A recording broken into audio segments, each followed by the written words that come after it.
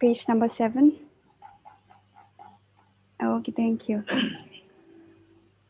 Om ye dharma hetu prabhava hetum tesham tatha gato yavadat tesham chayo nirodha evam vadi mahashamanaye swaha. Om ye dharma hetu prabhava hetum tesham tatha gato yavadat tesham chayo nirodha evam vadi mahashamanaye swaha. Om ye dharma hetu prabhava hetum tesham tatha gato yavadat tesham chayo nirodha evam vadi mahashamanaye swaha. Devidla, we can move to Heart Sutra mantra to keep today's recitation short. We'll recite it for 5 times. Tayatha Om Gate Gate Paragate Parasam Gate Bodhi Swaha Tyatha Om Gate Gate Paragate Parasam Gate Bodhi Swaha Tyatha Om Gate Gate Paragate Parasam Gate Bodhi Swaha Tyatha Om Gate Gate Paragate Parasam Gate Bodhi Swaha Tyatha Om Gate Gate Paragate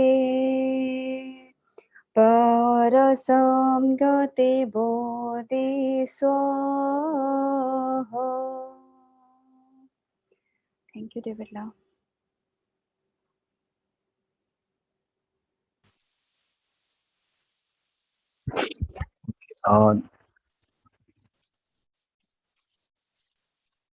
Good morning, all of you, and those from Israel.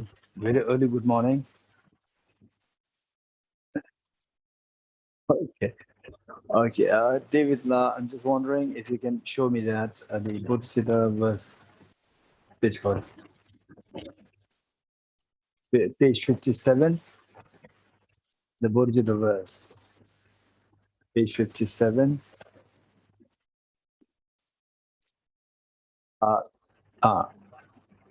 Sorry, page 50. Yes, this one. Okay. So this is very important for us. Yesterday, I indicated the same thing, that for all of us, studying this text is extremely precious. And in fact, the Buddha very clearly indicated that the whole purpose for the Buddha appear on this earth is to unravel this pressure, the pressure to cleanse the mind, and which can be done only by this liberating path known as the wisdom of emptiness. And for that matter, to make sure that it does serve the purpose, this text does serve the purpose to cleanse the mind and that you become a happier person, that your fears be kept at remote. So for those things to happen, what determines that is your motivation. So the setting a proper motivation with the taking the aspiration Bodhisattva vow, that would really make the whole difference. So with this mind, and I'm sure some of you, like Shahala and Gilala and many others, Leorala and many others, you are taking the aspiration Bodhisattva vow on the on a daily basis, most likely, and or meditating on bodhicitta on a daily basis, and alongside doing the meditation bodhicitta, which is the nectar, the essence, the quintessential of all the nectars of the Buddha's teaching, taking in the form of the aspiration bodhisattva vow, which is so precious, and it does not require us to be committed to anything. As long as we are as long as we are committed to the same, to help others to the best we can, if not, at least not harm others. This much you can commit when entitled to take the aspiration bodhisattva vow. So with this in mind, let us quickly set take few seconds to meditate. May I become Buddha for the benefit of all sentient beings. Initially, it may sound little the superficial. It doesn't matter. And for those of you who are doing this practice on a daily basis, this is a living exercise. So for those of us who may not be doing it on a daily basis, it may be superficial. This is how we begin. Even practice with music. And we never practice with the start with the beautiful music. There was no music at all in the first place. And over time you mimic what your teacher is doing, and that's how we are able to produce beautiful music eventually. Likewise, bodhicitta. This is how we start with the superficial generation, and then you keep doing this and it becomes more and more powerful and more spontaneous. This is how eventually we succeed in generating bodhicitta. So, and let us take a few seconds to think as may I become Buddha for the benefit of all sentient beings.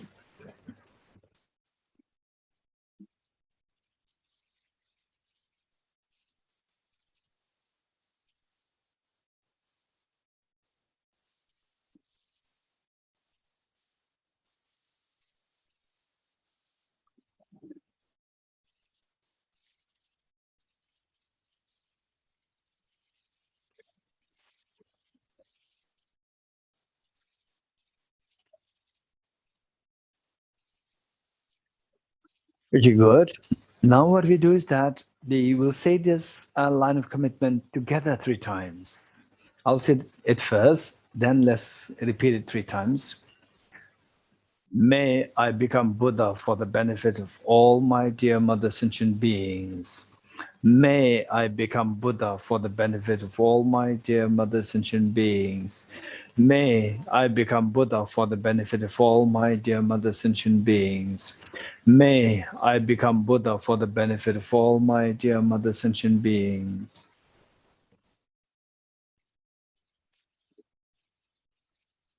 Okay, with this very pure heart motivation that you have generated now, cultivated now, imagine that you are leading this and your two parents, all your family members, and all dear mother sentient beings who died to COVID-19 or who died for the other reasons as well, or who are hospitalized, who are in the very desperate situation at home. Let's all imagine that they are taking part in this taking the aspiration Bodhisattva vow along with you, and you are leading this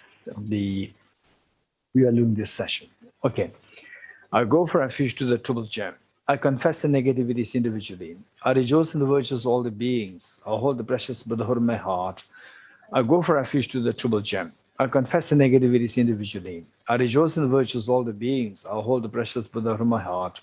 I go for refuge to the triple gem. I confess the negativities individually. I rejoice in the virtues of all the beings. I hold the precious Buddhahood in my heart. Gurus, Buddhas, and Bodhisattvas, please pay heed to me. Just as the previous Buddhas have generated the mind of bodhicitta, and just as they successfully dwell in the Bodhisattva practices, likewise for the benefit of all sentient beings, I will generate the mind of bodhicitta, and Avashala to successfully follow the Bodhisattva practices. Gurus, Buddhas, and Bodhisattvas, please pay heed to me. Just as previous Buddhas have generated the mind of bodhicitta, and just as they successfully dwell in the Bodhisattva practices, Likewise, for the benefit of all sentient beings, I will generate the mind of Bodhicitta, and I shall to successfully follow the Bodhisattva practices. Gurus, Buddhas, and Bodhisattvas, please pay heed to me.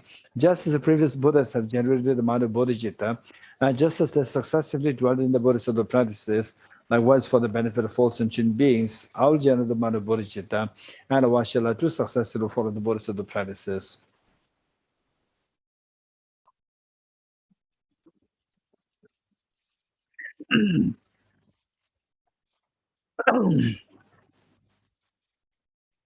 Okay.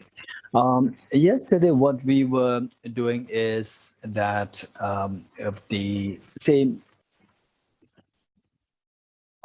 we have the potential. First, what do we aspire? Say, imagine that you're born with no clue of anything, and we started with the crying. Day when we were born, we started with started crying. And why we cried? So it indicates that you have some aspiration not to feel cold. In other words, not to suffer, and wanting somebody to embrace you, pick you up, and cuddle you. So this is what you are the seeking. So this that not wanting to the feel the cold and so forth is pushing away the miseries. I don't want miseries. And wanting somebody to pick you up is I want happiness. This is how we began our life. So the question is, what degree of miseries you want to push, if possible? 100%. What degree of happiness you want to embrace, if possible? 100%. And this is true to everyone, to all across the board of the sentient beings. Okay, with this mind, is it possible? This next question. Answer is yes, it's possible. Answer is yes. So that is what is known as the total fearlessness, technically referred to as nirvana, and the infinite happiness, technically referred to as Buddhahood. Okay, these are two goals now, and you have two aspirations. And to say that these two goals are achievable, you should have a potential inside. Say a handful of sand, you squeeze it, no matter how much you squeeze it, no oil will come out of that. But a handful of sunflower seeds, you squeeze it, instantly the oil will come out of that. Which means that for one, to say that these two things, nirvana and Buddhahood, these two are achievable, there must be a potential inside you. Is there the potential?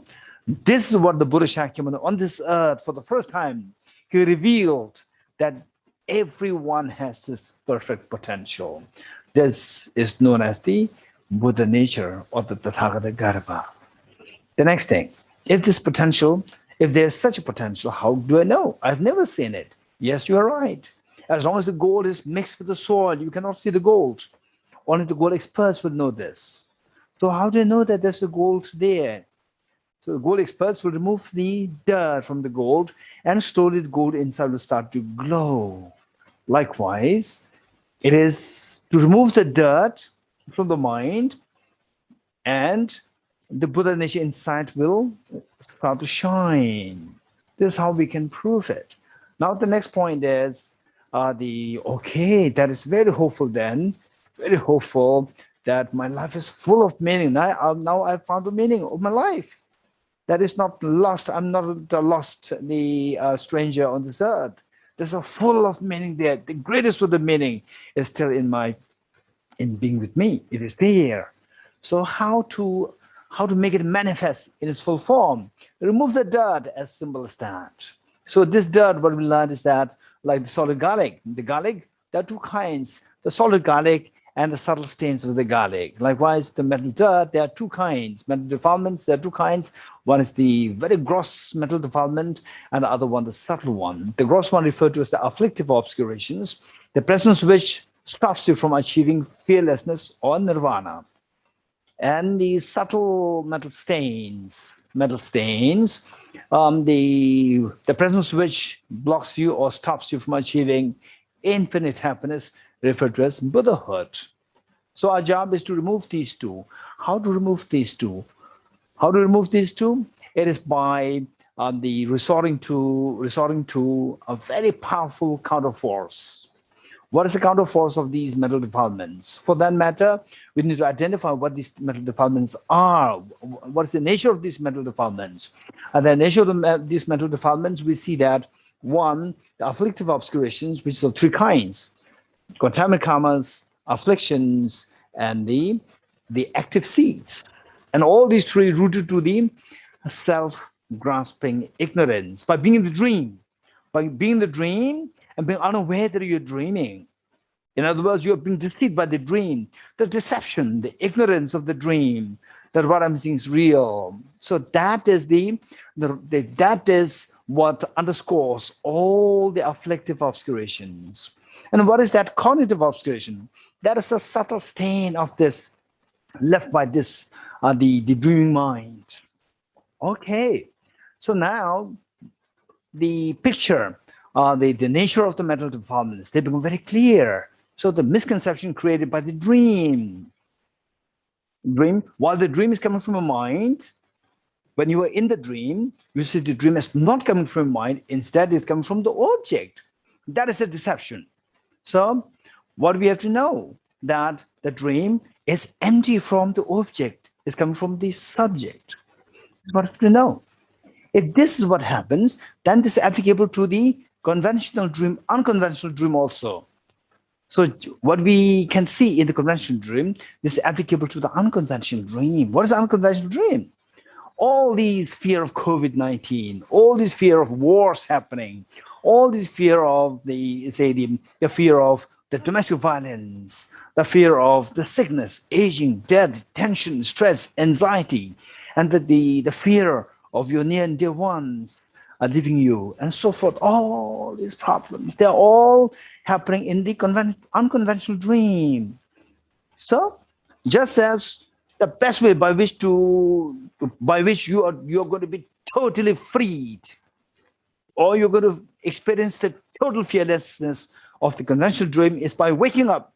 Likewise, to attain the total fearlessness of our mind from the chaos of the samsara, wake up from the unconventional dream.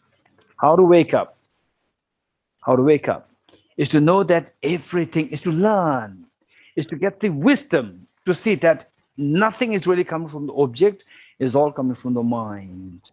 This is how to wake up. And how do I know this? Okay, so then the Buddha taught the steps, taught this concept in steps, because it is like, say, the rooftop. And the rooftop, we cannot expect to jump from where you are to the rooftop, and you will fall. So the Buddha very skillfully taught these steps to get there. And the first step, of course, we are already there. The first step meaning that we're on the ground. We are on the ground to see everything objectively there. This is these people who believe that everything exists objectively, they are referred to as the common people, ordinary people, and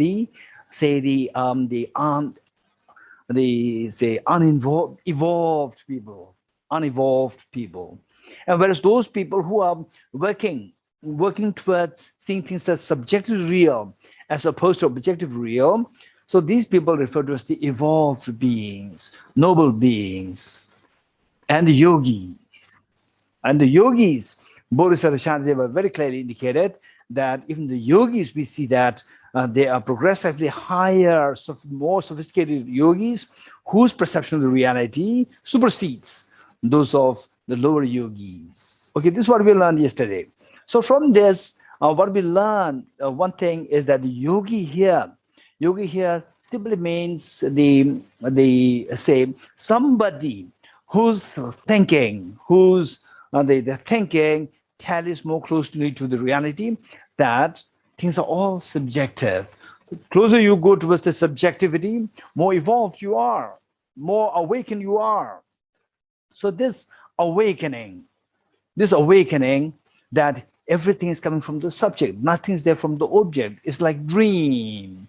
So this awakening, this realization is what is qualified as the yogi's mind. Okay, so this is where we did yesterday. So are you happy with this summary which we just now we did, which is actually a summary of what we did yesterday? Raise hands if you're happy.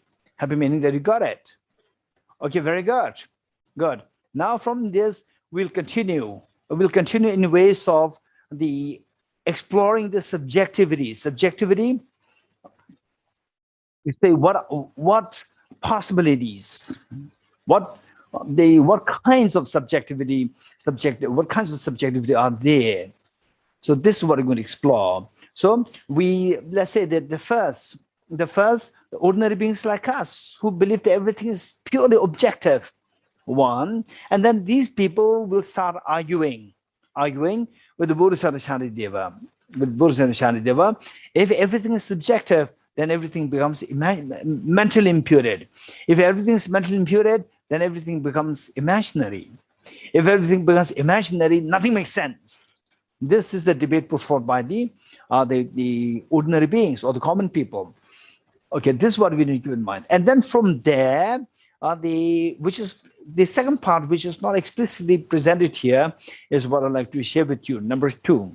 Then number 3 is the subjectivity. The second part is the introduction of the subjectivity. Third part is entering into a profound understanding of subjectivity, and the fourth part is the final understanding of subjectivity. So it has various layers there. And the first objectivity, which we are all expert. We're all expert. The fact that we're in samsara means we're expert in this believing in objectivity. What is objective existence? Concretely there, solidified there, objectified there. We're all expert in this. And then these people, they argue against those advocates of the subjectivity. Now, the second layer of the subjectivity, this is very important. And okay. The Tibetan's program coordinator, Ms. Tensu Rumala, she made an announcement about the Nalanda Master's course and Nalanda Diploma course. So there, these people, particularly those who did Nalanda Master's course, and here I can see some of the faces, like Leorala and Nirishla, and I can see some of the faces here doing the Nalanda Master's course. They will be fascinated. How come that we spent 5 years in Nalanda Master's course, and here everybody's doing everything, all what we covered in 5 years in just in like 2 days? Okay, so what I'm saying is that we can't really expect to, understand fully what I'm saying now, because this is to be studied in a gradual process with time factor involved. That's very important. At the same time, it is important for us to know these things.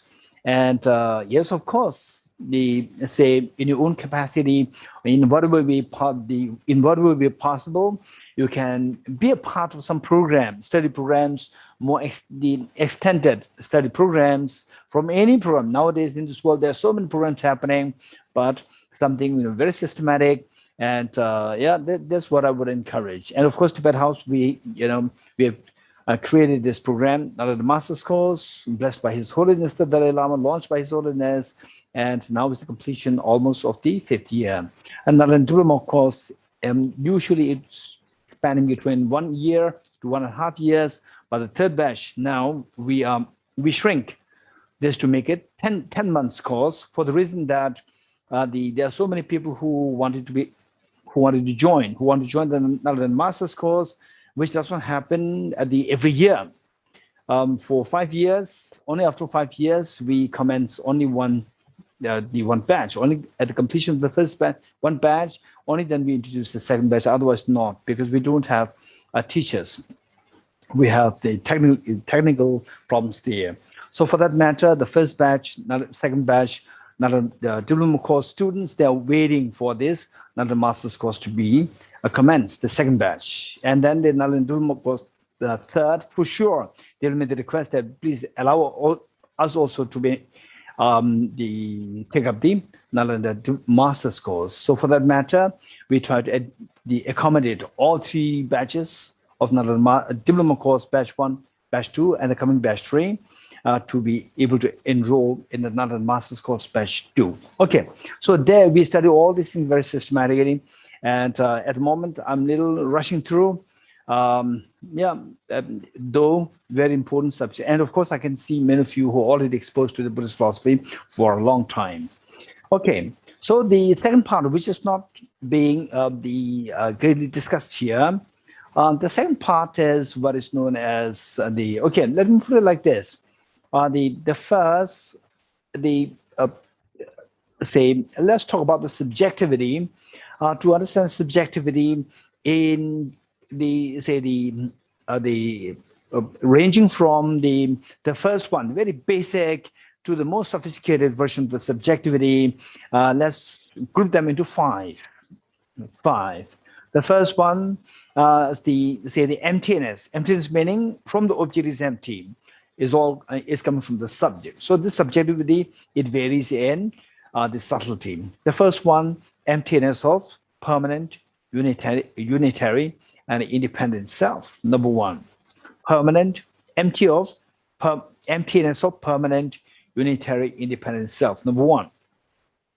Number two, emptiness of autonomous, substantial reality. Emptiness of autonomous, substantial reality.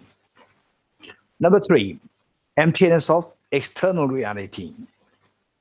Emptiness of external reality. Number four, emptiness of true existence while not rejecting objective existence. And finally, emptiness of objective existence. Let me repeat everything. First, emptiness of permanent, unitary, and independent self. Emptiness of permanent, unitary, and independent self. Number two, emptiness of autonomous, substantial reality. Number two, emptiness of autonomous, substantial reality. Number two. Number three, emptiness of external reality or emptiness of externality.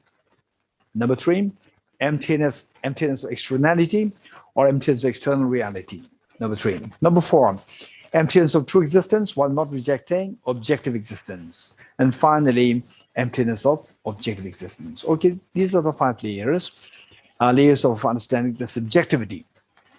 Then pertaining to number one and number two. Number one and number two, this is a very important point. Number one and number two, say the one school referred to as the, okay, by the way, for you, I will also indicate what the four main schools, Buddhist philosophical schools are. Number one, Vaibhashika school. Many of you know that already. Number one, Vaibhashika school. Number two, Sautrantika school. Number one, Vaibhashika school. Number two, Sautrantika school. Number three, Chittamatra school. Number four, Madhyamika school. Okay, four. Let me repeat it. Number one, Vaibhashika school. Number two, Sautrantika school. Number three, Chittamatra school. Number four, Madhyamika school. Then the school number two, Sautrantika school, that is the school which it takes us to the introduction of the subjectivity more formally. That's very interesting. The first school, Vaibhashika, is like on the ground, like where we are. We are trying to climb the roof, but we're on the ground. So the ground, that is like the Vaibhashika's presentation. It's very similar to how we believe. Then the next one is the first step. The next step, that is Sautrantika school. So that Sautrantika school, that introduces us to the breakthrough concept of the subjectivity. So it says that if something exists, it is not necessary that it should exist. It should exist with some substance there. For example, say, what is my right hand? A beautiful flower. What is my left hand? A beautiful flower. What is my right hand? No flower. No flower. So just imagine a blue flower.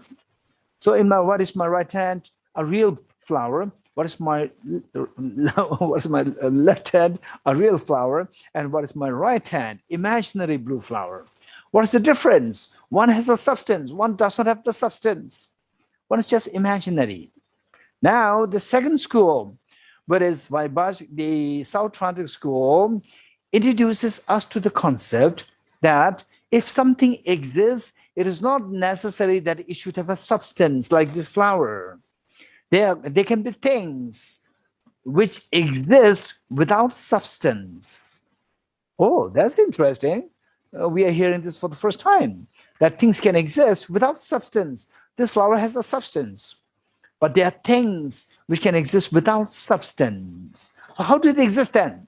They exist by the power of the mental imputation, conceptual mind. So the subjectivity is introduced by the school. In other words, then what examples do you have? What examples do you have to say that there are things which exist subjectively? Okay, this flower, it exists objective. It exists with substance. It exists with substance. And there are things which exist purely subjectively. Subjectively, what do you mean by subjective? Something existing without the involvement of the substance. That it is through the pure the mental imputation. Mind imputes it, and from the object there is no substance there. So this school introduces the concept of the subjectivity as opposed to the substantiality. So look, there are nuances there. I'm not saying subjectivity as opposed to the objectivity. This is not what I'm saying. I'm saying subjectivity as opposed to the substantiality. So according to this school, I say the things are classified into two. One which is impermanent and the other permanent. Permanent phenomena and impermanent phenomena. Impermanent phenomena, what demarcates the two things, impermanent and permanent, that is demarcated on the basis of whether or not the object has a substance. If it has substance, it is impermanent. If it does not have substance, it is permanent. And what is permanent? Because it does not have a substance, how does it exist?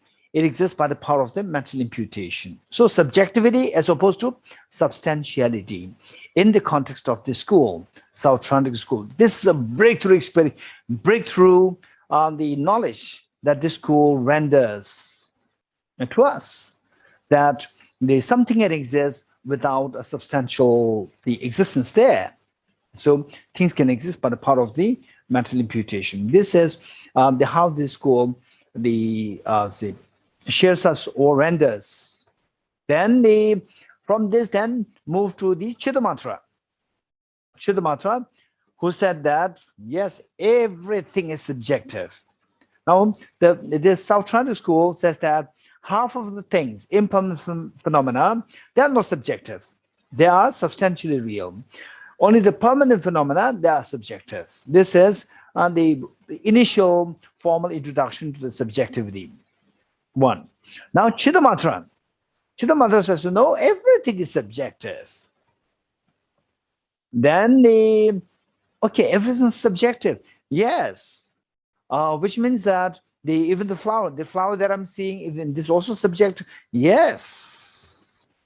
So nothing is really there as external. Yes, nothing is there as external. For them, subjectivity as opposed to subjectivity as opposed to externality. For South China school, subjectivity as opposed to substantiality. Now for Chittamatra, the subjectivity as opposed to externality. So look at the understanding of the subjectivity in the different schools. The first school talk about the subjectivity, but his understanding is very gross as compared to the high schools. For them, when you say subjective, it rejects the substantiality. Chittamatra school, when they talk about the subjectivity, they reject the externality. So they say that everything, there's nothing external. So therefore, everything is subjective. But here, the subjectivity doesn't mean the subjectivity as presented by Prasangika schools. So here, the subjectivity is subjectivity as opposed to externality, number 2. Then the next one is within Madhyamika, we divide that into 2. Prasangika Madhyamik, and the Svatantrika Madhyamika. Okay, so for those of us who are new to these concepts, don't freak. And it's you may feel that, oh, I thought that I'm going to emptiness today, but there's so many classifications. Okay, so the emptiness is to become enlightened, to become Buddha. To become Buddha, you have to know everything. including the classifications. So therefore, there's no exception, right? Somebody can be a Buddha without knowing the classifications. Such a Buddha is non-existent. So we should be trained. By training, by training, everyone has the capacity to know the most complex classifications. So we are not to underestimate our own potentials. Let us not underestimate our potentials. We learn these things. Okay, by the way, given that it's just about like 10 sessions, I'll not complicate it further. I promise not to divide it any further. Madhyamika 2, Prasanga Madhyamika and Svatantra Madhyamika. And I promise I'll not to divide further within this group, Svatantra Madhyamika, although can be divided later, not now. Okay, so with this, now the Svatantra Madhyamika, they said everything is subjective. Subjective as opposed to true existence. As opposed to true existence. Look, the first school meaning second school, Sautrantic school says that subjectivity as opposed to substantiality. Okay, those of us who are not very okay, you get lost. At least even if you are to make notes, please make notes. This will be very helpful later on when you study more in depth. And then next part is Chittamatra, who says the subjectivity as opposed to externality. Then the Svatantrika Madhyamika, who says subjectivity as opposed to true existence, while not equating the true existence and objectivity. Now, Prasangika, the final school, the final Buddhist school, says subjectivity as opposed to objectivity. This is, for us, it's very, it gives such ease for us. Because subjectivity means the opposite of objectivity. No, none of these schools talk about the objectivity. None of these schools talk about the objectivity as opposed to the subjectivity. Prasangika says that subjectivity as opposed to objectivity. It becomes so relieving for us. We can sigh with the relief. Wow, finally the word objectivity comes here. Subjectivity as opposed to objectivity. When you're able to do that, when you're able to reject the objectivity altogether, at that point, then the foundation of all the mental defilements is shaken. Only when you start to see the emptiness of objectivity, subjectivity as opposed to the objectivity, when you see subjectivity as opposed to objectivity, at that point, then the foundation of all our agitations, of the fears, that foundation is shaken, which means that now you find the hope for the fears to go away from you. So this is how the Buddha very skillfully taught this subjectivity at different layers, different levels, and eventually to take you to the understanding that subjectivity as opposed to the objectivity. Okay, with this in mind, David now will go to stanza 6, refuting the realist in general.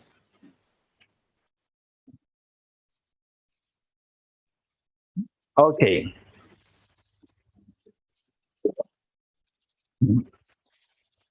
So now just imagine that, say like you have to you have to pass the interview. You have to pass the interview, and the interview. There are several layers of interviews in some companies. In order to get a job, you have to get through 4, 5, 6 interviews. The first round interview, second round interview, third round interview. So likewise, just imagine there are like several the rounds of interview. The first round of interview is your debate with the ordinary people who believe in pure objectivity, 100% objectivity. The first round of interview, and if you're able to supersede them, then you are entitled to go to the to have the interview or the debate with the Chittamatra. And then once you are done with this, and then you can have the debate with the Svatantrika Madhyamika, and then finally you reach the Prasangika. Okay, this is what we have to imagine. With this in mind, the debate with ordinary beings, ordinary people, or say, let's say all except for Prasangika in this world, if I'm not too presumptuous, If I'm not too presumptuous, we can say in this universe, except for Prasangika, everybody believes in some degree of objectivity. Everybody, any philosopher, any scientist believes in some degree of objectivity. So except for Prasangika, nobody can reject objectivity altogether. Although people talk about, okay, subjectivity as opposed to objectivity, there's nothing objectively there. Although they talk about it, but if you ask, if you push them a little bit, a little further, you will see that, for example, Chittamantra, they talk about, okay, everything is subjective. What about this mind? What about this mind, which radiates in the form of all the other phenomena? This mind exists truly? They will say, yes, this mind exists truly. So they hold on to the mind. And some say that everything what we are seeing, they are like illusion, Maya. They're all illusion, they're like Maya. Then what is really there? There's ultimate there. What is that ultimate? This self. This is ultimate and unchanging. Again, believing in objectivity of this self. So in other words, anybody who talks about objective, the emptiness of objectivity,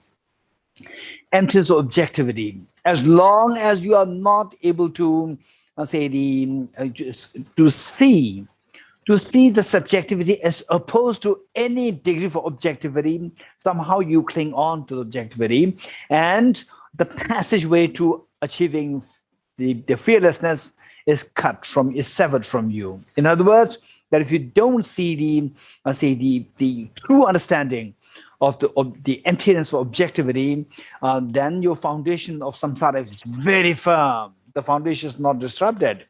In which case, we continue to be in samsara. In other words, we cannot come out of the dream that the self-grasping ignorance projects, seeing things as real. As long as we cannot come out of the dream, as long as we believe the dream to be real, that dream, which actually comes from the subject to be objectively real, we will never be free from samsara. We continue to have some form of fears in one way or the other. Okay. So with this in mind, stanza 6, it says, refuting the realist in general. Realist means those who believe in the objectivity in any form, which means including all except prasangika. But refuting contradiction with direct perception. First of all, the opponents, meaning the advocates of objective existence, all the schools except prasangika, they will say that, look at this flower, it's so real. Look at the self, me, I'm so real. So everything's so real. If everything is there, everything is objectively there. Okay, but stanza 6. But even form and so forth, which are perceived, okay, questions and answer, question, answer, question, answer. Oftentimes, the questions are implicitly presented. What you find explicitly presented there is the answer. And the question you have to somehow figure out how that is presented there as implicit. But even form and so on, which are perceived by direct perception about the convention, saying that, look at this flower, I can directly see this. How can I say that this is like their dream? This is coming from the subject. How can I say that? I can see this directly. So Bodhisattva Shanti was saying that even what you see as direct, through your direct perception, like your eyes and so forth, even they don't exist objectively. They exist subjectively by the power of the renown. Okay, what is renown? By a convention or by a renown. Let's say that in Israel, which lane should you drive? Right or the left? Shahla? Right. Right. Are you sure? We're in Shahla? the right side of the road. The car is the driver is in the left side of the car. Oh, yes. I remember. I can see you on my left side when you were sitting the Omani Bemong when you're driving. Yeah, I remember that. Okay. Yes. So say in Israel, you have to drive to the what? Okay, to the right lane. On the right lane. You should be on the right lane. Shala, yes, on the right lane. Yes, you're on the right lane. Okay, now let's say that look, that this right lane as correct. I can see it as the proper lane, as the correct lane, right? But in some other places like India, England, and so forth, you should be on the left lane. If you're on the right lane, you're in trouble. So who is correct? Whose version is correct? Right? Israeli's version is correct, or the Indian version is correct? Which is correct? Both are correct. How come that both are correct? These two are contradictory. One says right and one says left. Which contradictory? This purely convention. This purely convention. Okay, so the point is purely convention, renown, convention. Even the flower that we are seeing, this purely convention, a purely renown that we see as a flower. And it's not because that it is objectively there's a flower. And for sure, some of you will ask me, but it does not address, it still does not address the question. How do I know that it does not exist objectively? Okay, this is to be, first is creating the ground, creating creating ground for us, and then the more subtle debates or discussions will follow. Okay. About a convention that is not perceived by valid cognition, which views the ultimate. So the mind, within the mind, yesterday what we learned is that, broadly speaking, our mind can be classified into two. A mind, the mind analyzing the ultimate, and a mind analyzing the convention. Say, oh, this is a flower. Okay, now we're having a class, and okay, it's too early now. I'm feeling a little dizzy, or okay, it's too late now. Okay, these are all conventions. These are all conventions. Okay, and these are all conventions, and the mind which views, oh, it's too early, or this class happening. There's a flower there on the table, and some of the backgrounds, they're very nice. Okay, these are all the mind analyzing the convention. Analyzing the convention. And whereas the manner in which we did yesterday, the glass of water, so the particle physicists would say that this is electrons, protons, neutrons, which means that their analysis is beyond the conventional analysis which says that this is water. So it's beyond it. So they're thinking they cross the border of the conventionality of the water. Cross the border of the conventionality of the water. What is the water? Beyond that, which is water? Electron, the first hydrogen or second hydrogen, or the oxygen. Within oxygen, the first proton, the second proton, the electron, and so forth. Then you will never find the water. So you have crossed the border of the conventionality of the water. So when you cross the border of the conventionality, you enter into the domain of ultimate. So but you're free. You're free, meaning that you're free to think of, what is this? This water. What is this? It's a bunch of electrons, protons, neutrons. You're free to say any of these two. So when you say this water, you stay within the convention of the water. When you say this electrons, protons, neutrons, you cross the border of the conventionality of the water. How many have got it? Raise hands. Very good. I'm happy. Okay. So now, so our mind in general can be classified into two. A mind which stays within the convention of the particular object, and a mind which goes beyond the convention of the object. The mind which goes beyond the conventional object is known as the mind analyzing the ultimate. And which stays within the convention, we call it the mind analyzing the convention. So all these minds, this is a flower, this is room, this is the classroom, this is table, this is, all these things are the mind analyzing the convention. Okay, and some of you might have the question that, but even the atom is also convention, right? So even, this is a bunch of atoms, this is also convention. So how is it the mind as an ultimate? Okay, so those of you who in whom this question comes, for you, my answer will come later, not now.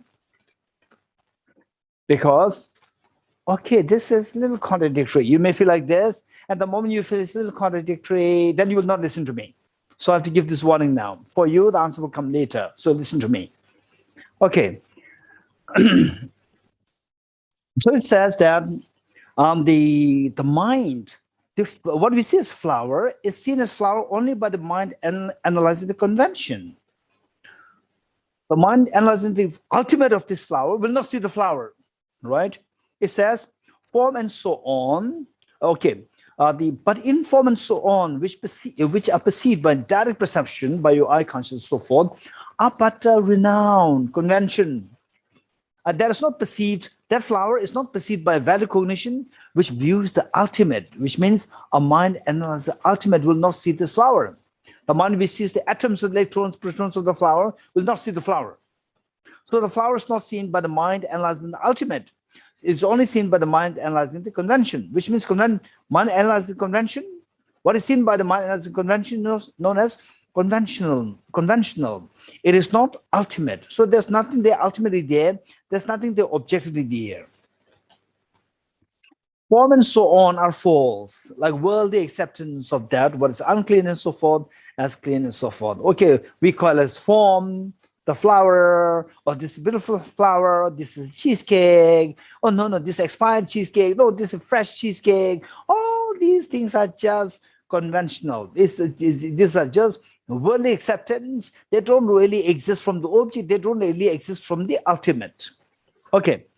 So it is for this reason that how the ordinary people, we perceive the flower so objectified that nothing to do with my mind. Okay, just pick up something. What is next to you? Your pen, the book, whatever. Just pick up something and show that to me. All of us. All of us. Okay, now don't just show that to me. Look at it yourself. Look at it yourself. Look at it yourself and tell me, how does it appear to you?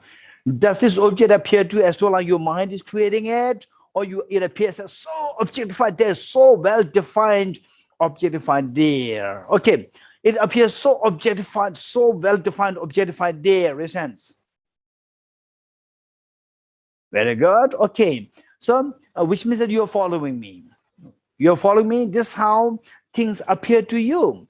But Bodhisattva Shantidev is saying that this perception that is taking place in your mind, that perception is deceptive. That perception is deceptive. It says form and so on are false. What you see as objective, that is not the reality. That's false. Like worldly acceptance of what is unclean and so forth as clean and so forth. Okay.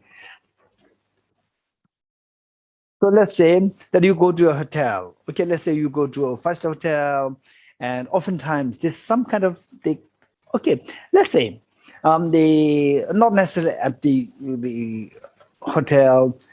Just say that somebody picks up an apple, say at the apple shop, and picks up the apple and looks at it, and then you are supposed to be buying the apples next. Just you are behind that person, and the person, they picks up the apple and kept it there, right? Oftentimes people will not touch that apple, will touch some other apple. All the apples are touched by all the apple pluckers. They're already touched. Oh, that is dirty, right? Dirty. And then you pick other things. And then somebody picked a small butter, from the tea stall or from cafeteria. Somebody picked up the butter, placed in the plate, and then it was not used, and put it back. You see this, oh no, how dare. He touched this, he put it in the plate, kept it back, very uncultured person. And then you go there, you pick up the butter, which was not picked up by the other person. It was already touched by so many people. But then this is a deception that's happening in the mind. Deception, as though it's so clean, which is not touched by this person, but somebody else touched it already. Might have blow the nose and touch it. while in the company. Who knows? So sometimes, okay, this is a little too much. Okay. Some naughty people, they say that if you want to enjoy the five-star hotel food, don't go to the five-star hotel kitchen.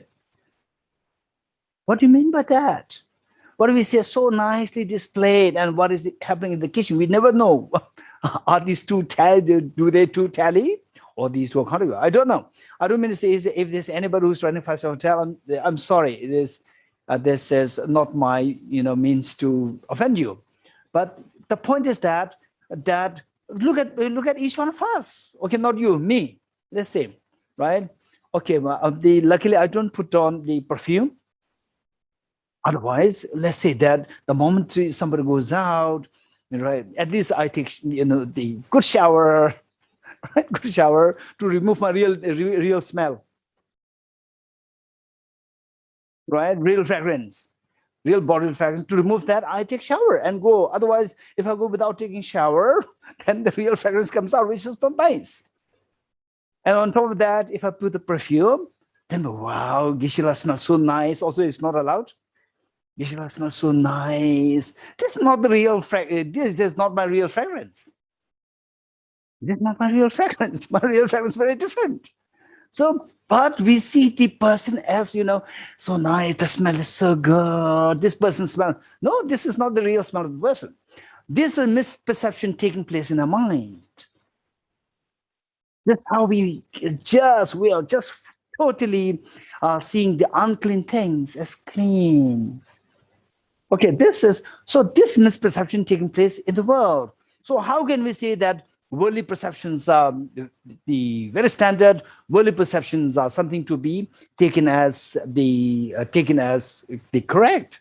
So it says, form and so forth are false, like worldly acceptance of what is unclean and so forth as clean and so forth.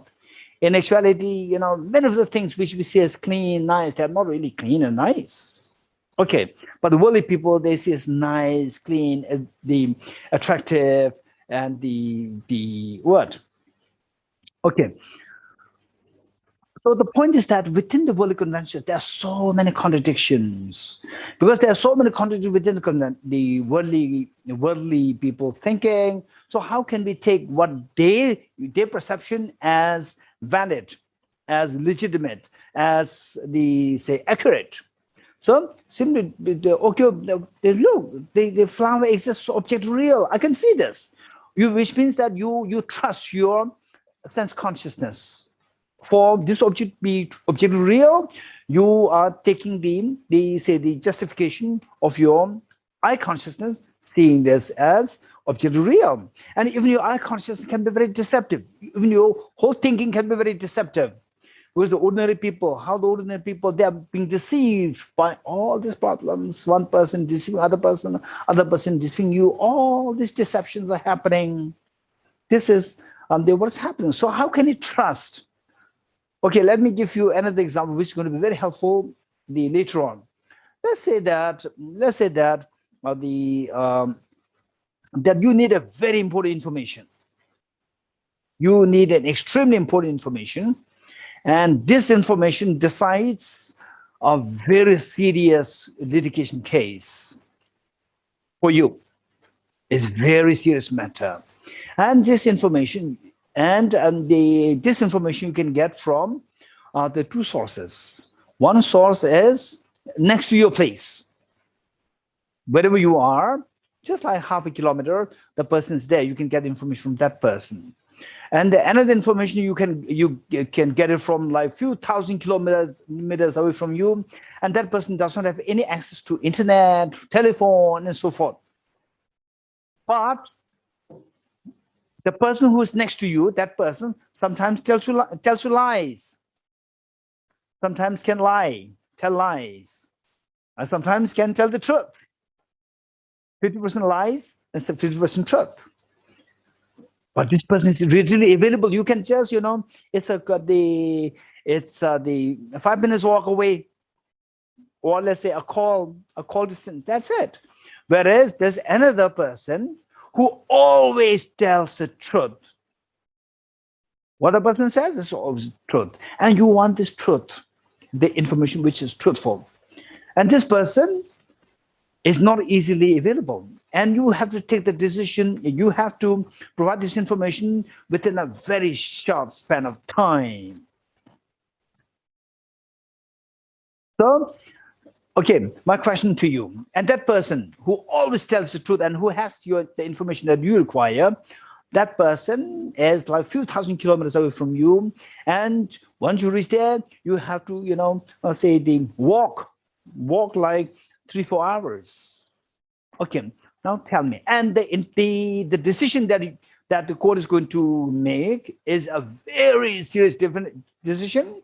And if it goes wrong, you can be behind bars for 50 years.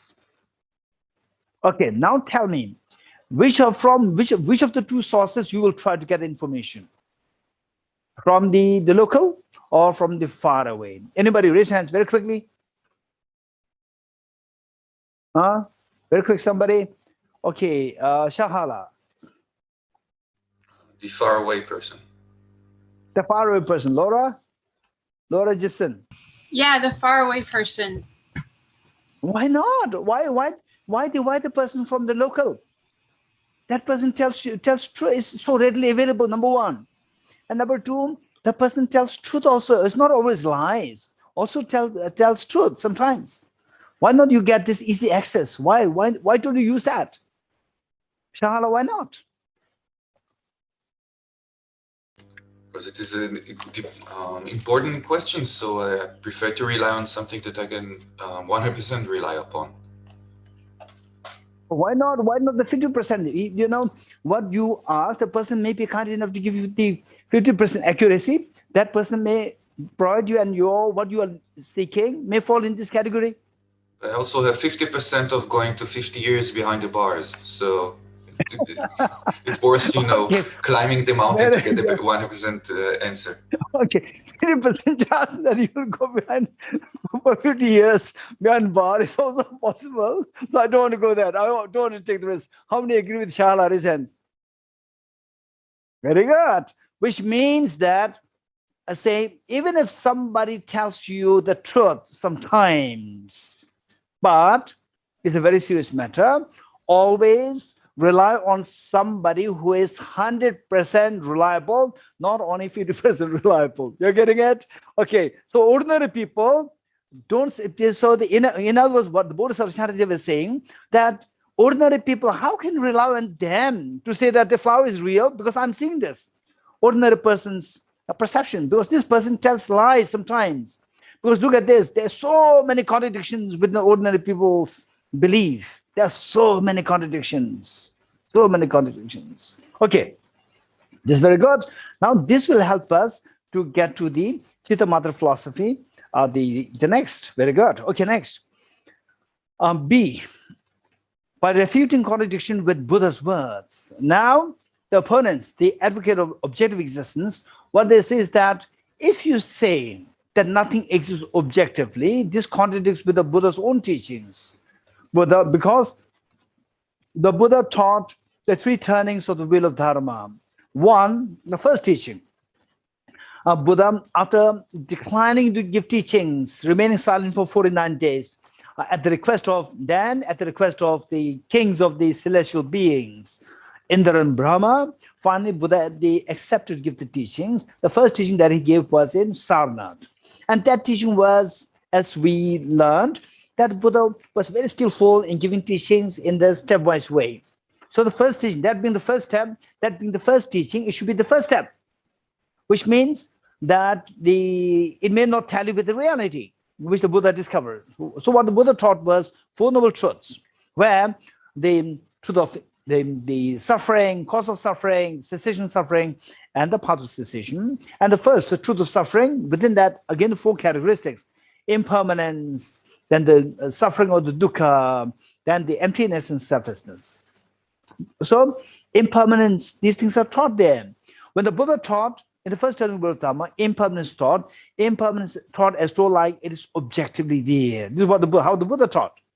So the opponents, they try to reject Bodhisattva Shantideva, saying that you are Buddhist. You should be following the Buddha's teachings, and you are contradicting with what the Buddha taught.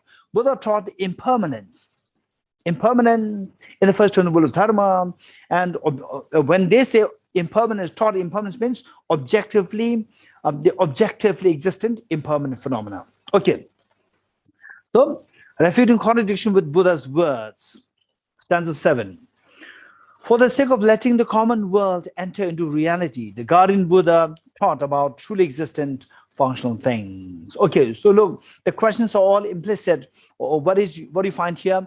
These are the direct answers given by Bodhisattva Shantideva. So what the Bodhisattva Shantideva said, that what the Buddha taught, yes, I agree that the Buddha taught that that things exist as intrinsically, let's say impermanent phenomena. They exist intrinsically as impermanent. Yes, all composite things are impermanent. This is what the Buddha taught. I agree. I don't reject it.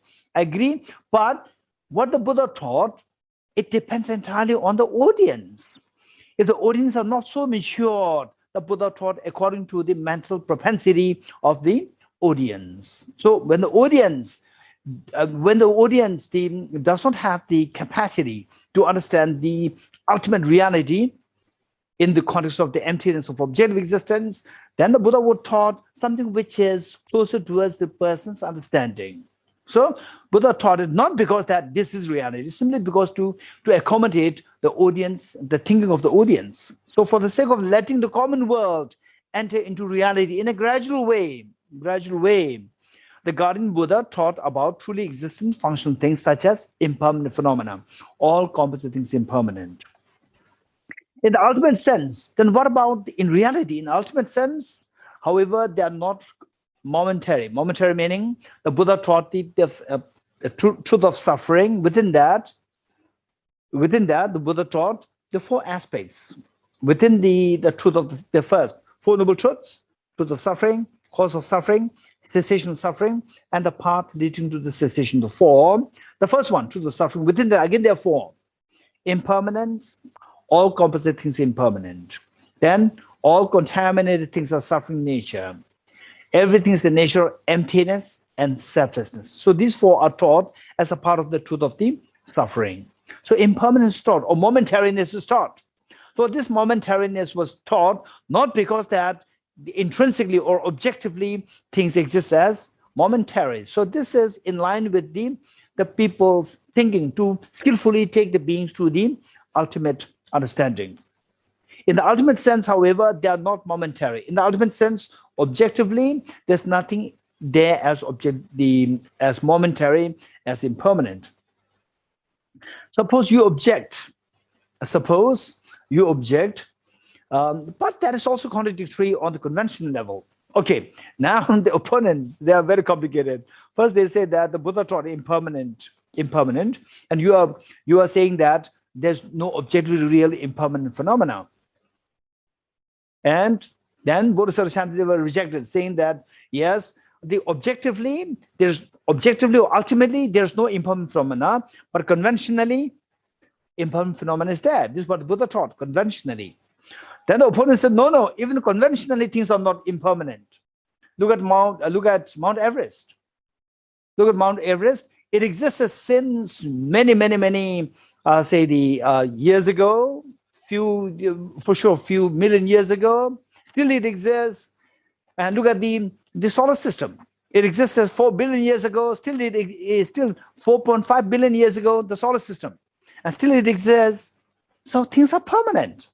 So even conventionally also, it is not impermanent. So what the Buddha taught, you are saying that the Buddha did not teach this to be ultimately or objectively real as impermanent, but conventionally.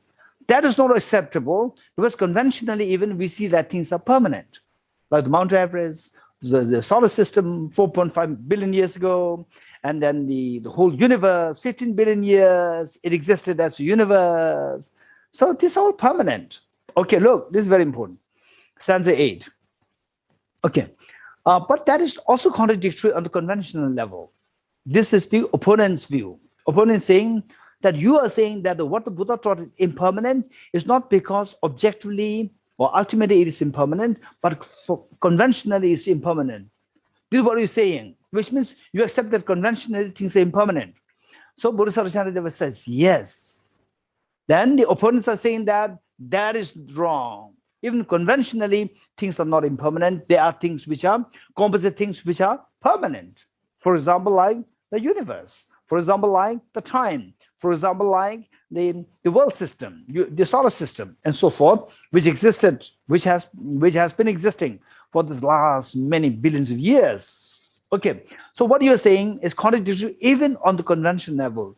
Not only on the ultimate level, it does not exist, even the cannot be existent as impermanent. Advocate of the objective existence, they try to reject the Bodhisattva Shantideva. Stanza 8. The valid convention of yogis has no fault of contradiction. So Bodhisattva Shantideva said that the yogis, how the ordinary people see things as permanent and how the yogi sees things as impermanent. Yogi's perception, there is no contradiction. They are legitimate, they reflect the reality. Whereas ordinary people's their presentation can be faulty. So don't trust the ordinary people's perception. The valid convention of the yogis has no fault of contradiction. Otherwise, their assertion of the uncleanliness of the women's body, for instance, so this is for the males. For the males who feel attracted towards the girls, the foulness of the girl's body is presented. For the female practitioners, the foulness of the male's body is the same. The foulness is the same, right? Male, female, there's no difference. It's the same. Because the audience of the Bodhisattva Shantideva, in those days, you know, there's no internet and things are very they're all very secluded. The monks, nuns, and so forth. So Bodhisattva Shantideva, his main audience, particularly the emptiness, the audience must be the scholars, monk scholars there. So the way he was talking on from their perspective, for them. Okay, this is not about so this way we need to be little cautious as to how to understand it, how to take it properly. For the boys, this is to look at that to be detached from the samsaric attachment and the foulness of the opposite gender. So in fact, today, if Bodhisattva Shantideva is there with the audience of the girls, boys, everything mixed, he will say the opposite gender rather than the females. Okay, so we can say that otherwise the assertion of the uncleanliness of the opposite gender's body would be undermined by the common world. For the common world, opposite gender is seen as so clean, pure, nice, perfect. And whereas the yogis will see the reality of the reality.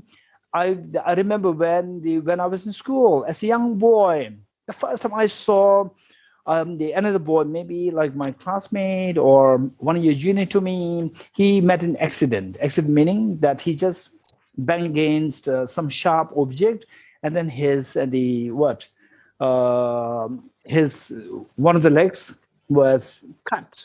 And then the fatty tissues, they came out. And I saw the fatty tissues with my own eyes. Wow, it's so repulsive. I was not expecting this is what is inside the nice flesh, the nice skin. This was not what I was expecting as a young boy. Today I can imagine, because studying the biology, all these things are there, fine. But in those days, as a young boy, maybe age 7, 8, 9, and no exposure to all the gadgets, no gadgets at all in those days, nothing. And what we see, that is, and we live amidst the ordinary people. I'm an ordinary person, and amidst the ordinary people, the definition is to see what is, the uncleanness clean, all these things are there. And then, okay, this is, what is this? Somebody comes with the shower taken, and a little bit of perfume, it's so nice. And then suddenly met with accident, there's a cut there body, and the fatty tissues come out. Wow, it's so scary. It's number one, repulsive, very scary. It's very shocking to the eyes of this young boy, age 7, 8. So this is a reality. So how the yogis meaning those people who really reflect deeper into the reality, their perception and the ordinary person's perception, these were very different. And the ordinary people's perception, they're full of contradictions there. For example, the opposite genders, they see the other side is so nice, beautiful, and same gender, they don't see that. They don't see that. Nothing really there. So the point is that the yogis, how they present is the real reality, not just the perception created by your own mind, but what is closer towards the reality. Be undermined by the common world. Okay, now the next point is the next point is in a way there are four main points discussed. Again, this is a debate between the ordinary people advocating objective existence against the yogis. Yogis meaning the Bodhisattva and beings who realize the reality more closely. So debates. And the ordinary people, they came up with four arguments. The four arguments. The first argument is that where you reject objective existence, okay, let us not forget what we discussed yesterday. What we said yesterday was that for the ordinary people, meaning the advocates of objective existence, if something were to exist, it should exist objectively. How many agree with me, raise hands? For the ordinary people, if something were to exist, it should exist objectively. In other words, existence and objective existence are synonymous. Number one. Number two, if something were to be taken as subjectively real, it should be imaginary real, as imaginary, which is not real, which does not exist. Okay, how many agree with me? Raise hands. Very good. If you understand the position of the ordinary people, meaning the advocates of objective existence, then these debates will flow very beautifully. Okay, so the four debates. The first debate, all these four from the advocates of objective existence, representing the ordinary people. The first says that if things are subjectively real, nothing objectively real, then they say the people, the practitioners, the bodhisattvas, they engage themselves in accumulating merit in order to achieve a goal. So that effort becomes untenable, or that effort becomes meaningless if things are subjectively real, because what is subjectively real becomes imaginary. If everything is just imaginary, then to become a Buddha, you don't have to put effort. You can just imagine that I'm Buddha now, right? So the first argument is that rejecting objectivity equals to not being able to explain, not being able, or say the rejecting objective existence equals the absurdity of say the meaninglessness, of accumulating merit in order to achieve a higher goal such as Buddhahood. This is first the argument, saying that if you believe nothing exists objectively, everything's just like imaginary, then what's the point of accumulating merit in order to achieve higher goals? So that is rendered meaningless. This is the one absurdity they identified with against the Bodhisattva. Number one. Number two, the absurdity that rebirth is not accountable. Absurdity that the rebirth is rebirth to be non-accountable or cannot be accounted for. Rebirth cannot be explained. Number two. Number three, absurdity that the distinction between virtues and non-virtues, absurdity that the distinction between the virtues and non-virtues cannot be explained. Distinction between what is virtue and which is non-virtue cannot be explained. Okay, I'll explain each one of them. Then the next is that, and then the absurdity that the distinction between samsara and nirvana cannot be accounted for. Absurdity that the distinction between samsara and nirvana cannot be accounted for. These are the 4 objections, the objections put forth by the advocates of objective existence against the advocates of subjective existence. Okay, how many you got at least these 4 say objections from the advocates of objective existence? Raise your hands. Okay, good. So now I'll explain one by one. The first one, which is the stanza 9. Stanza 9.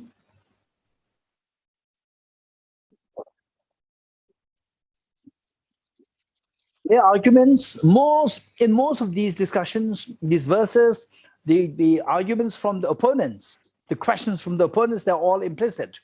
And by reading the answers, you should be able to formulate the questions. Okay. It reads, furthermore, from the illusion-like victorious ones arise positive force. Positive force here referring to the merit accumulation. Positive force here is merit accumulation. In the same way as if they actually were truly existent functional things, suppose you object. But if sentient beings were like, okay, this is a second debate. The first one. Okay, so what's the point of accumulating merit? Accumulated merit, for which you have to exert to accumulate merit, so that you can follow the path. Gade, para, samada, Bodhisattva. Why do you have to exert merit? Why do you have to exert to accumulate merit if everything's imaginary, if everything's subjective, real, nothing exists objectively? So Bodhisattva Shantideva responded by saying that, let's say that we offer things to the Buddhist Bodhisattvas. Buddhist Bodhisattvas always sit to the victorious ones, meaning the Buddhas. We make offerings to the Buddhas, we make prostrations to Buddhas. But if the Buddha himself, even is imaginary, what's the point? What's the point of you make prostrations? It's just meaningless. So it says that never mind. This is very important. To understand this debate and the response to this debate is very important for us to know this. Let's say that okay, at the moment, are there cars running on the traffics of Tel Aviv at the moment? Are there cars running? Yes, of course. And here in Delhi, I can hear the sound of the traffic, very busy traffic. I can hear that. I can hear the sound right now. I can hear the busy traffic. So these are operating. We cannot reject it. We cannot deny this. This is reality. Whether you accept objective existence, whether you accept subjective existence, this is the reality that exists. Both sides have to accept.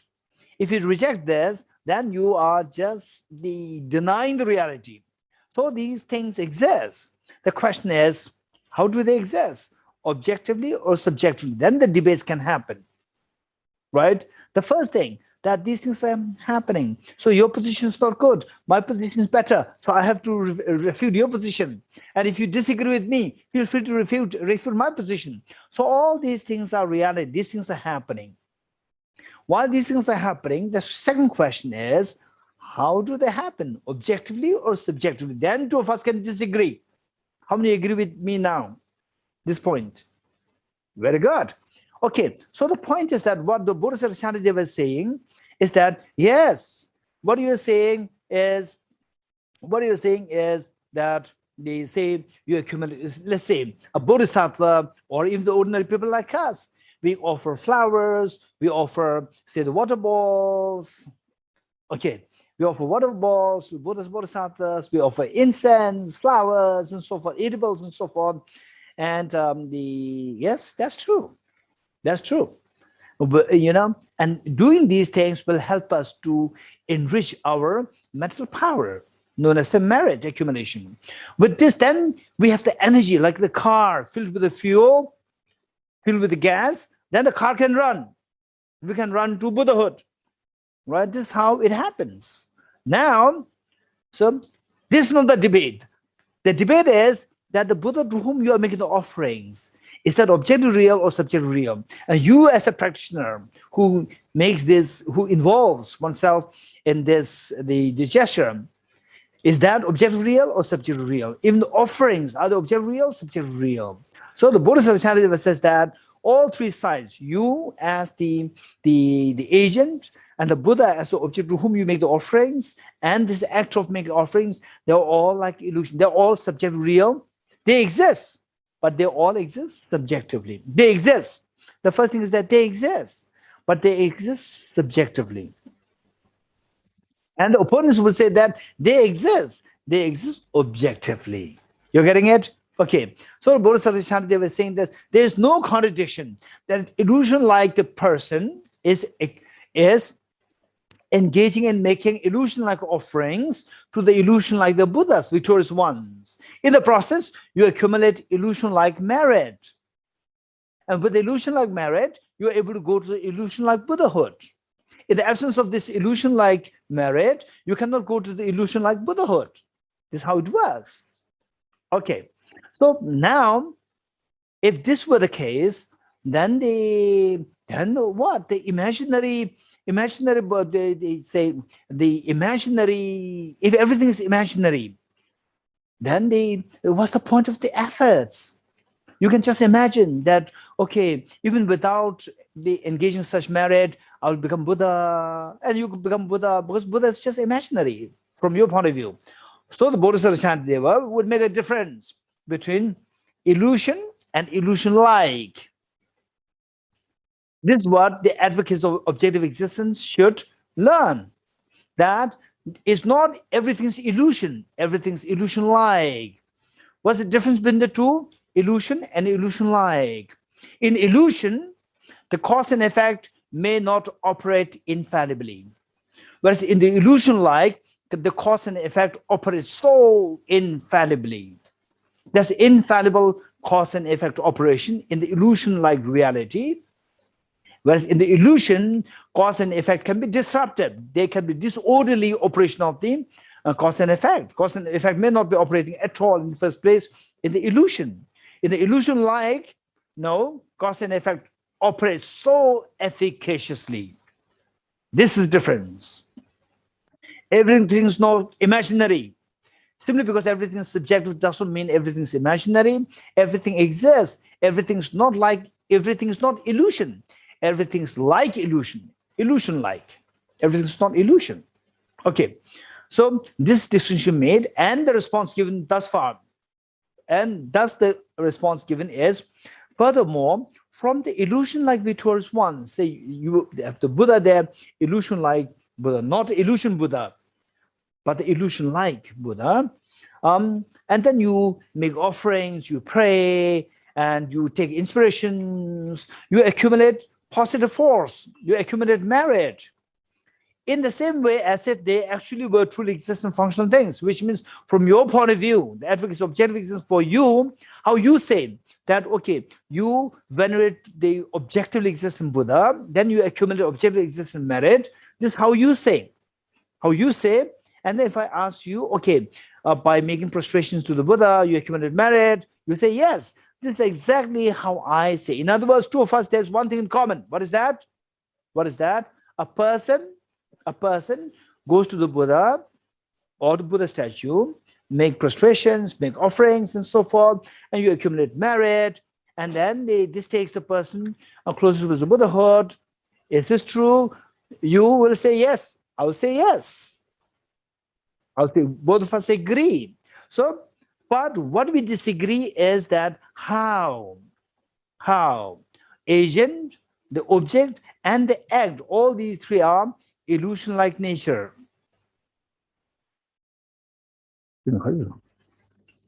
Illusion-like nature. So the illusion-like, but within illusion-like, how you say the cause and effect operates so efficaciously, in illusion-like also, cause and effect operates so efficaciously. So that the illusion-like person performs the act of accumulating illusion-like merit related to the illusion-like victorious ones, and then the positive force or the merit, illusion-like merit is accumulated. This, the illusion-like enhances the person to reach to the illusion-like Buddhahood, illusion-like Gade Gade Para Gade. So this is how it operates. So which means that the what the cause and effect disruption is not something that you can find in the illusion-like nature. The efficacy of the cause and effect operation is what you find in the illusion-like nature as well. Okay. Then the next debate, that if there is no objective existence, if everything is subjective, then everything becomes imaginary. If that happens, then the rebirth cannot be accounted for. Absurdity that the rebirth cannot be accounted for. Let's say somebody dies, and then so even the death is just imaginary. So why should that person take rebirth? Because it's just imaginary. Imaginary does not just in pure imagination, the cause and effect is not accountable. You may not be accountable for the cause and effect operation. In which case, why should there be a rebirth? So how do we account for the rebirth if you reject the objective existence? Okay, suppose you object, but if a sentient being were like an illusion, then how could he or she take rebirth once having died? So here the question is explicit. Number 10, the response. Well, so long as conditions are gathered together, the illusion lasts that long as well. And how could a sentient being be truly existent merely because his continuum lasts longer? Okay. Well, so long as conditions are gathered together, the illusion lasts that long as well. Okay. Say the person, illusion-like person, rebirth is there. What the rebirth? So what Bodhisattva said is that in this illusion-like nature, cause and effect operates so efficaciously. So where the causes and conditions are gathered, the result is invariably created. Where the causes and conditions are gathered, results are invariably created. So where the person dies, all the causes and conditions are gathered for that person to take rebirth. That is there. So it's not about something has to be objectively there in order to have the rebirth. Rebirth is illusion-like. Within the illusion-like, cause and effect is operating. Cause and effect operates so efficaciously because of which when the cause and conditions are gathered, then the effects come into being. For example, even for the illusion. So Bodhisattva was saying, even for illusion, it's not that illusion, anybody can create illusion. To create illusion, again, the cause and conditions are required. Without cause and conditions, if the illusion can be created, anybody should be able to create the illusion. Anybody should be a magician. Everybody should be a magician. But this is not the case. So those people who have the cause and conditions gathered to create the illusion, only these people can create the illusion. Even the illusion requires cause and conditions. Not to mention of the illusion-like, requiring the causes and conditions. Okay. So this is where we have, particularly the advocates of objective existence, they have a feeling. Not only them, we are the ones. We are the advocates of objective existence. We, all the beings, the samsaric beings. The point is that the advocates of objective existence, our belief in objective existence is so strong. The moment you get the feeling that if things are coming from the subject, then the cause and effect, all these cannot be accountable. This is the impression that we get. There's something very intuitive. These are the ills. These are the disease of the belief in objective existence. These are the repercussions of the belief in objective existence. We are bound to go through these feelings. So, in this connection, there is a very interesting story. Okay, first that will come later. First, I'm continue with this, and then the opponents, they would say that, but the illusion doesn't last long. But what you're talking about as the illusion-like is very long duration, like the universe, according to the physicists, is like 15 billion years long universe, 15 billion years old. But the illusion that we create it lasts a maximum for like, how many hours? Anybody? Illusion. The magicians, they create the illusion. How long does it last? Anybody raise hands? Anybody? Anybody has any idea? Okay, Nirajla? Geshe are just momentary. Momentary meaning like 10 hours? I mean, it could be just for a few seconds or a minute. Seconds. Okay, Milinji?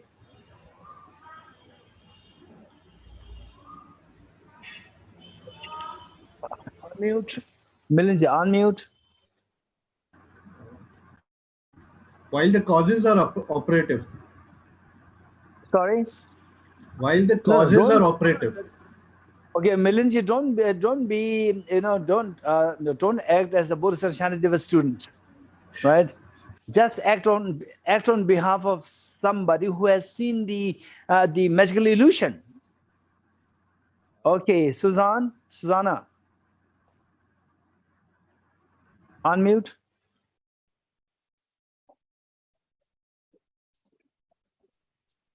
As long as the mind can remember. Huh? As long as the mind can remember. Okay, Yes, so I'm the viewer. So if I see the magic, I'm so the magic amazed. will last for how long? The magic will last for how long? I'm not talking about your memory. Oh. I'm talking about the duration of the magic. Couple of seconds. When it ends. When it finishes. 10 seconds. When 10 it seconds. finishes. That is so vague answer. When it finishes, very safe answer, but it doesn't help me. Okay, Very short moment. The moment you blink. Geshe, I say that if the magic show is for 5 minutes, that means the illusion is only for 5 minutes. Very good. Like 5 minutes. On some say, I remember when I was in school, there was a magical show there by a magician, and I think it's for about like 45 minutes. Sometimes 45 minutes, sometimes can be like 10 minutes, and so forth, right? Okay, but the magical illusion, will it last for like, will it last for like 10 years, 20 years, 30 years? We'll say no.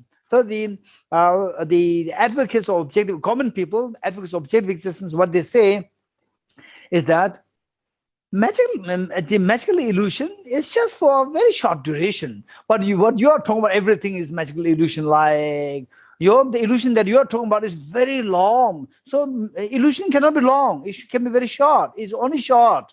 So Bodhisattva says that it's not about the duration. You're getting it. So simply you think that duration is longer. So therefore, it's not a magical illusion. It's real. This is a very unwise response or unwise debate. Okay, I'll share a quick story with you about this, and then we'll stop it here. Okay. One time. So this is how Bodhisattva Shanideva said. So to make it more sensible to us, to make a greater sense to us. Okay, even the magical illusion can be, very long. Whether it's a long duration, short duration, again, it's your perception. Your perception, your thinking. Sometimes, right? So I'm sure most of you have this experience. Okay, now it's my time for meditation. You meditate. I meditate for, okay, let's say the 20 minutes or half an hour. Okay, you meditate. And then okay, now half an hour gone. You check your mobile. It's still 2 minutes. Only 2 minutes gone, right? 2 minutes gone. Okay, no, I'm feeling tired. I thought half hour gone, still meditating. Again, you look, half hour gone. No, only 2 seconds gone. Literally, it happens. Okay, you raise your hands. Be very honest. How many of you had that experience? Raise hands. Okay, very good. Okay, and sometimes when you're enjoying the cheesecake or when you're enjoying your meeting with your friends and so forth, say we'll be together for like 1 hour, right? 1 hour, and then somebody says, okay, now time up. What? It's just 5 minutes. It's 1 hour gone, right?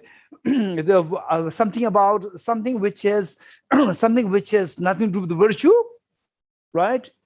Say 3 hours is like 5 minutes. Something which is virtuous, something which is virtuous. They say 2 seconds. It sounds like 1 hour, right? This is how it happens. Look, so for those people whose mind is so used to the virtues, for them, their concept of the time is like the concept of time for about the negativities for the common people. So for them, meditate emptiness, bodhicitta, they meditate for like 2 hours. They feel that it's just 5 minutes. 5 minutes. It's already 2 hours, right? And for them, the party, celebrate, so forth. Okay, it's already 3 hours gone. Check it, only 5 minutes gone. For the ordinary people like us, right? Parties and so forth. It's just 5 minutes. No, 3 hours gone. Meditation, 3 hours gone. Actually, it's just 2 minutes gone. Okay. So this is a matter of your habituation into a particular thing. So time, in other words, the concept of time is how you perceive it. What happened was that, okay, this story I'll share later. It's already 12:51. I have to leave for the COVID vaccine story will happen the next session. Okay, Shahala will remind me. If I skip the story, Shahala will remind me. Yes, Shahala, you want to remind me? Yemi or David, he's a more reliable person. Okay. Okay. Shahala and David, both of you remind me. Okay, we'll stop here. And perhaps the David or Shahala, you can do the, okay, we'll do the quick end direction. Yeah. Yeah, let's recite the hearts, okay, yes. Okay, David and Shahala, the best thing is David, to be very practical. David and Shahala, you take charge of reciting the end direction prayer. Yeah. Okay. See you all next time. Thank you so much, Geshe. Thank you, Geshe. Thank you, Geshe. Thank you, Geshe. Thank you, Geshe. Shaha, would you like to recite the end dedication prayer? I think if you all do it, I'll be very happy, and also, the concluding talk. So then you can do all together. Thank you very much, David. Okay, so let's please recite the end dedication prayer. In the land encircled by snow mountains, you are the source of all happiness and good. All-powerful Chenrezig Tenzin Gyatso, please remain until samsara ends. Just as the brave Manjushri and Samantabhadra too realize things as they are, also I dedicate all these merits in the best way that I may follow their perfect example. I dedicate all these roots of virtue with the dedication praised as the best by all the Buddhas who appear in the 3 times, so that I might perform the noble Bodhisattva deeds. Jang chup sam chok rin puche me kya panyam kye guchi kya panyam pa me payam gong ne gong du perva shok. May the Supreme Bodhicitta that has not arisen arise and grow, and may that which has arisen not diminish but increase forevermore. As long as space remains, as long as sentient beings remain, until then may I too remain to dispel the miseries of the world. Due to the merits of these virtuous actions, may I quickly attain the state of Guru Buddha and lead all sentient beings without exception into that enlightened state. I dedicate the merits that gathered towards the realization of the deeds and the prayers of all Buddhas and Bodhisattvas of the 3 times, and to the upholding of the Dharma of teachings and realization. May I, in all lives, through the force of this merit, never separate from the 4 wheels of the Mahayana vehicle and accomplish all the stages of the path: renunciation, bodhicitta, perfect view, and the 2 stages. With the wish to free all beings, I shall always go for refuge to the Buddha, Dharma, and Sangha until I reach full enlightenment. Inspired by wisdom and compassion, today in the Buddha's presence, I generate the mind of full awakening for the benefit of all sentient beings. I go for refuge to a triple gem. I confess the negativities individually. I rejoice in the virtues of all the beings. I hold the precious Buddha in my heart. By the power of practicing and supplicating to you, may all be free from sickness, poverty, and conflicts, and may Dharma and the auspicious proliferate in all the places where we abide. In the path of the union of emptiness and compassion is lucidly explained by the protector of both the Dharma and the beings of the land of snows. You are the lotus holder, Tenzin Gyatso. We supplicate you that your wishes are fulfilled spontaneously. May the operations of evil and deeds of the negative forces of human and non-humans who harbor malice through perverted prayers against the teachings of the Buddha be totally vanquished through the power of the truths of the three jewels. In all my lives, never separated from perfect gurus, may I enjoy the magnificent Dharma. By completing the qualities of the stages and the path, may I quickly attain the state of Vajradhara. Throughout my future lifetimes, may I always be guided by Arya Manjushri and be able to uphold the Dharma in general and the teachings on dependent origination in particular, even at the cost of my life. So thank you so much, everybody, especially everybody at Tibet House for your kind support and dedicated work. I remind the Hebrew-speaking students that we have a revision with Yakila at 11 o'clock sharp, and we'll see you all next week. Thank you so much. See you all then. Thank you. Thank you very much. Bye. Thank you. Thank you, David. Thank you. Thank you. See you. Thank you. Thank you so much. See you. Thank you. Bye, David. Toda. Bye-bye. Thank you.